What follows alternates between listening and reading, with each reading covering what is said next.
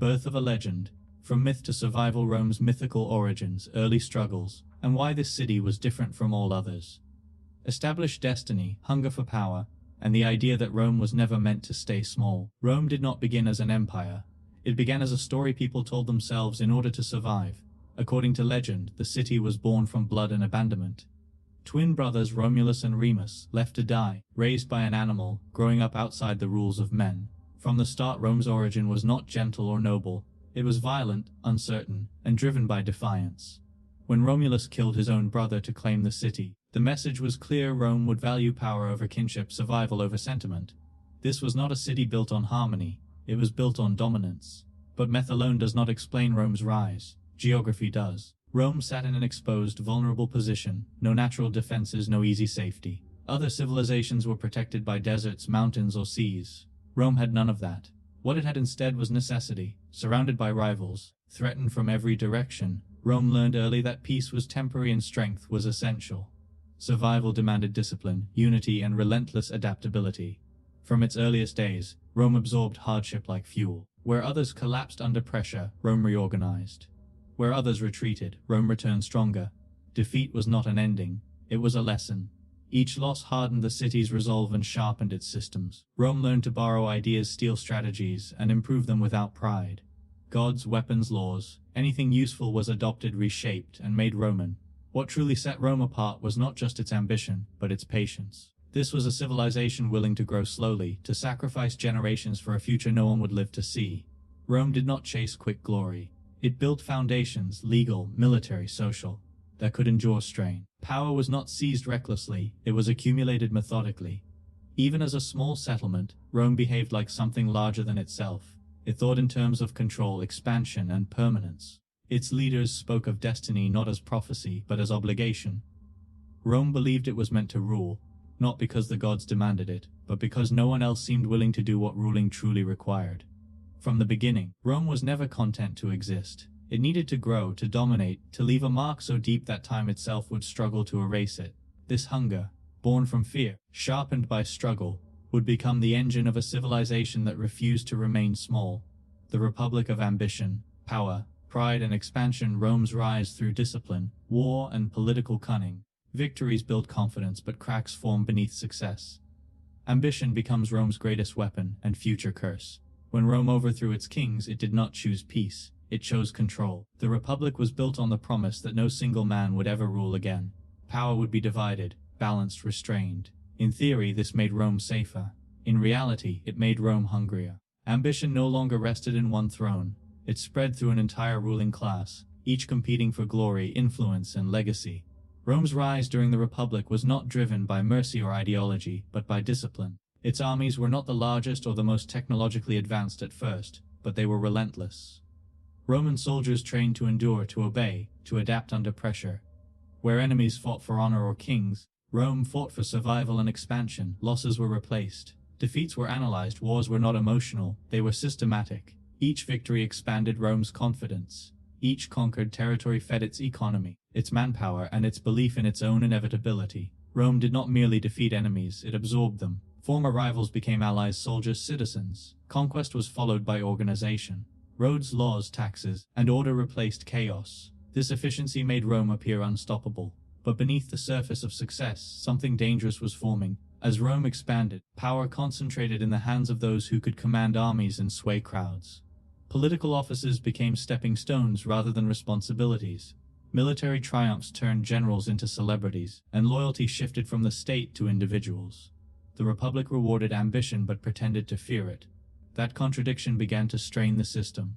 Wealth flooded into Rome from conquered lands, but it did not spread evenly. Small farmers were pushed aside. Elites grew richer. The gap between citizen and ruling class widened, breeding resentment and instability. Laws meant to protect balance were bent, ignored, or rewritten to favor those already in power. Yet Rome could not stop. Expansion had become survival. The economy depended on conquest. The political careers depended on war. Peace was dangerous because it removed opportunities for advancement. Ambition, once a tool, became a requirement. The Republic still spoke the language of duty and tradition, but its actions told a different story. Power was no longer something to restrain, it was something to chase. Every victory demanded another. Every general wanted to be remembered. and every compromise made the next betrayal easier. Rome's greatest strength, its ambition, was transforming into a force it could no longer control. When power turns inward, betrayal of the Republic, internal corruption, inequality, and political violence, the system that built Rome begins to destroy it. Suspense builds as order starts collapsing from within. Rome did not begin to fall when enemies crossed its borders. It began to fall when Romans turned against one another. As the Republic grew more powerful, its internal balance weakened. The political system that once prevented tyranny now encouraged manipulation. Laws became weapons. Tradition became a shield for corruption. Those who controlled wealth and influence learned how to bend the Republic without openly breaking it. Inequality reached a breaking point. Land once owned by citizen farmers was swallowed by elites who used war profits and slave labor to build vast estates. Ordinary Romans returned from military service to find their livelihoods gone. They crowded the city, angry and desperate, while the ruling class debated power from marble halls. The Republic still called them citizens, but no longer treated them as equals. Reformers emerged, men who claimed to speak for the people, but challenging the system was dangerous. Political debate turned hostile. Intimidation replaced persuasion. Violence entered the Senate itself. The assassination of reformers shocked Rome, but it also normalized bloodshed as a political solution. Once that line was crossed, it could not be uncrossed. Ambition intensified. Generals returning from distant wars brought not only victories, but loyal armies. Soldiers were paid by commanders, not the state. Their allegiance shifted. Rome had built the most disciplined military in the world, and then lost control of it. Politics became warfare without uniforms. Alliances formed and shattered. Rivals accused each other of treason, corruption, and betrayal. Elections were bought. Courts were pressured. The Republic still functioned on paper, but trust was gone. Every law was suspected of serving hidden interests. Fear replaced unity. Senators armed their followers. Street violence became common. Public order collapsed in waves. Each crisis was met with emergency powers, meant to be temporary, but never truly surrendered. Rome justified authoritarian measures in the name of saving the Republic, slowly dismantling it piece by piece. What made this collapse so dangerous was that it felt necessary. Every faction believed it was acting to protect Rome. Every violation of law was framed as an exception. The Republic was being destroyed by people who claimed to defend it. By the time Romans realized what they had lost, the system that once balanced power was beyond repair. Rome still ruled the world, but it could no longer rule itself. Julius Caesar, the man who broke the system. Caesar's rise, charisma, and defiance. A single man challenges centuries of tradition. The tension peaks with a betrayal that shocks Rome and changes history forever. Julius Caesar did not seize power quietly. He walked toward it openly, daring the Republic to stop him. Born into a noble family with limited wealth, Caesar understood something most politicians did not. Power was not inherited, it was performed. He mastered public image, aligning himself with the people while navigating elite politics with calculated precision. Where others relied on tradition, Caesar relied on loyalty. Where others feared risk, he embraced it. His military campaigns transformed him into a legend. In Gaul, Caesar did not merely win wars, he wrote them into history. Victories were reported back to Rome as stories of brilliance, discipline, and destiny. Soldiers adored him. The public admired him. The Senate feared him. Caesar had achieved what the Republic was designed to prevent: one man accumulating unmatched influence. Tradition demanded that a victorious general lay down his command before returning to Rome. Caesar refused. Crossing the Rubicon was not just a military act, it was a declaration that the old rules no longer applied. Rome faced a choice: to defend its traditions or surrender them for stability. Civil war followed, and the Republic proved weaker than the man challenging it. Caesar's triumph was swift and decisive. His enemies fell or fled. Rome, exhausted by chaos, accepted his authority. He did not dismantle the Republic outright, he absorbed it. Titles accumulated around him. Powers once divided were concentrated. Laws were passed in his name. Order returned, but at a cost. Yet Caesar was not blind to Rome's fragility. He reformed debt, expanded citizenship, reorganized administration. To many, he was a savior. To others, he was a tyrant wearing the mask of reform. The fear was not what Caesar had done, but what he represented. If one man could bend the Republic, what would stop another from ruling completely? That fear crystallized into conspiracy. Men who once called Caesar ally now called him threat. They convinced themselves that killing him would save Rome. In the Senate, surrounded by tradition and ceremony, they struck. The assassination was swift, brutal, and symbolic. Blood spilled onto the very institution meant to preserve order. But the act achieved the opposite of its intent. Caesar's death did not restore the Republic. It exposed its emptiness. The system he broke could not be repaired by removing him. Rome had crossed a point of no return. By killing Caesar, the conspirators proved what he already knew. The Republic no longer had the strength to survive the ambitions it had created. Emperors in absolute power. Rome at its peak, Augustus to the Golden Age. Rome dominates the world, but absolute power reshapes society. Glory and fear coexist. The empire looks eternal, but isn't. After Caesar's death, Rome did not return to freedom. It reached for stability. Years of chaos had taught Romans a hard lesson: shared power invited conflict. What followed was not a rejection of the Republic, but its quiet burial. From the ashes emerged Augustus, a man who understood that Rome no longer needed ideals, it needed peace. Augustus ruled without calling himself a king. Titles were avoided, traditions were respected, and the illusion of the old republic was carefully preserved. Senators still met, laws were still passed, but real authority rested in one place. Power was centralized, disciplined, and permanent. Rome accepted this not out of ignorance but exhaustion. Under Augustus, the empire entered its golden age. Borders stabilized, trade expanded, roads stitched continents together, cities flourished under Roman law. For the first time, vast populations lived under a single system of order. Rome did not merely conquer the world, it organized it. But absolute power reshapes those who hold it, and those who live beneath it. Emperors followed Augustus, some capable, others dangerously unstable. With no clear system of succession, power became a prize rather than a duty. Each emperor ruled knowing that survival depended on loyalty, fear, and control. The Senate remained, but it no longer governed. It survived by obedience.